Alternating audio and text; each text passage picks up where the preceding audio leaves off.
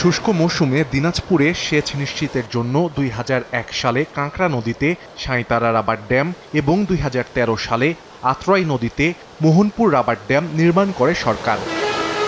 কৃষি মৌসুমে ড্যাম এলাকায় যেখানে ৪ থেকে ৫ মিটার পানি ধরে রাখার কথা, সেখানে ড্যামের ব্যাগ ছিদ্র হওয়ায় ১ মিটারের নিচে পানি প্রবাহিত হচ্ছে। এতে সেচ সংকটে জেলার প্রায় ২৫০০ হেক্টর জমির বোরো চাষ ব্যাহত হচ্ছে। বাধ্য হয়ে গভীর নলকূপের পানি ব্যবহার করতে হচ্ছে কৃষককে। এতে বিঘা প্রতি সেচ খরচ বেড়েছে ২ থেকে ৩ হাজার টাকা। একটা নাটের গোড় ছিঁড়ে গেছে আর একটা রাবারটা ২ জায়গায় ফুটা হওয়ার কারণে এইবার নদীতে ওরকম মাছ হচ্ছে না।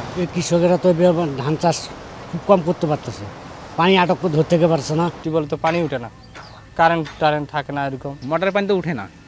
মনে করেন যে ফুল পানি হয়ে তাহলে মোটরের পানি উঠে, কিন্তু পানি আনলে শুকিয়ে যায়, পানি কম উঠে।